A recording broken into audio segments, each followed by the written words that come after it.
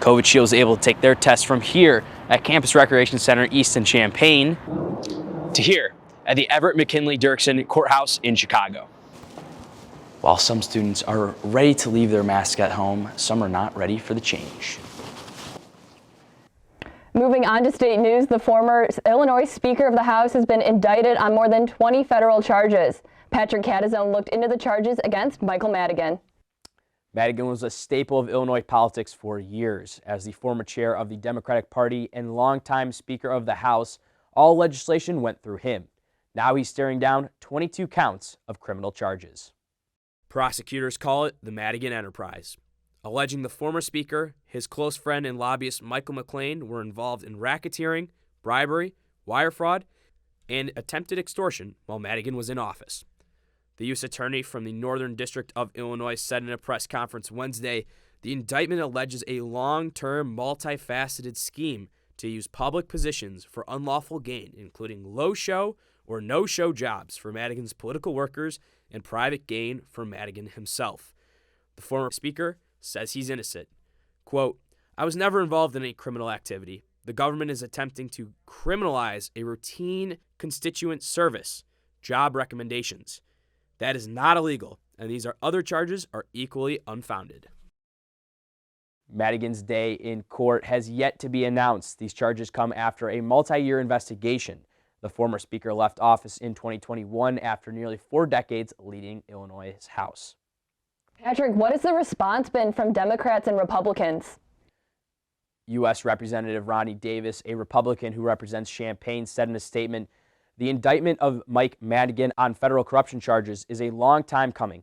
The people of Illinois have known for years that Madigan was corrupt to his core and that he used state government to benefit himself and his political machine." Davis also took aim at Democrats, saying Governor J.B. Pritzker and Illinois Democrats refused to admit this truth publicly because they enabled Madigan's corruption and some were complicit in it. When asked about Madigan, Pritzker had this to say.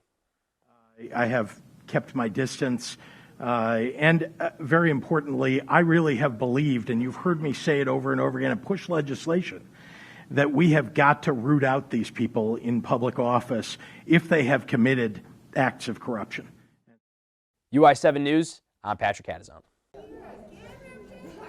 I want to see us get a police chief who can, get results, make a difference. A nationwide search for the next Champaign police chief is nearing an end.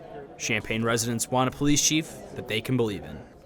There's such a distrust in this community where it comes to police and our community, to see that some bridges built. They also want continuity in the decision process. City Manager Dorothy Ann David is spearheading the search. But I want to ask her what our selection process is of how do we pick the top candidate. Will we be surveying the community, or is it a decision solely made by her as the CEO of the city? David said she wants to be transparent with her decision. Open to people who have questions about the process or want to share their thoughts and reactions to the candidates. And I think it's just really important that we're open and accessible and they get to know the candidates. Community outreach is just a small part of the process. David says she still has a long way to go to make a hire. So after we finish the in-person interview process, the next step is really for me to gather all the input that I have received from panels and narrow it down to the top 1 or 2 candidates. Those candidates will be put through a very extensive reference and background check process. That will take several weeks, and then at the end of that, hopefully I have a single candidate and we'll negotiate an employment agreement with them. When it's all said and done, residents just want to see a community united. But there's so much good here. And, and I'd like to see, that bridge built where, we could, start doing better.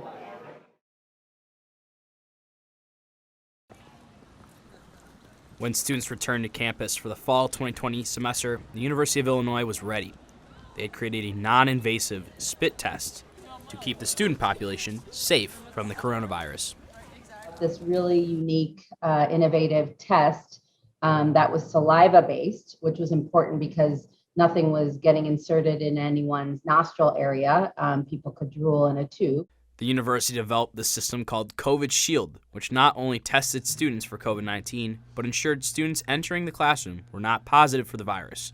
Hi, can I check your building access? One of the COVID Shield employees was Sean McDermott, who was happy to help. Felt like I was helping out the university, especially in the beginning when, COVID was pretty rampant around campus. Working for COVID Shield presented challenges for McDermott, as some students tried to duck the system. Especially in the beginning, there would be people who wouldn't get tested. I had some people who I later found out they were confirmed positive trying to get into class. So, I don't know, it just definitely given me some experience of de-escalating situations.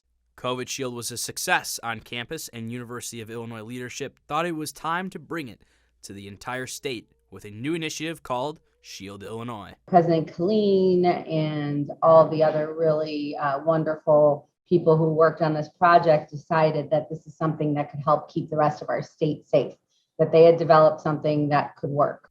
But Shield Illinois still needed one more thing before it could expand statewide. This authorization from the FDA was important. It helped a lot of schools in many different ways for us to be able to provide this to everyone. So we waited until we had the EUA. With emergency use authorization, COVID Shield was able to take their tests from here at Campus Recreation Center East in Champaign to here at the Everett McKinley Dirksen Courthouse in Chicago. Many of our school districts were ready to go. Everyone was just sort of waiting on that triggering. And once it did, we had school districts signed up, we had companies, we had colleges and universities ready to go.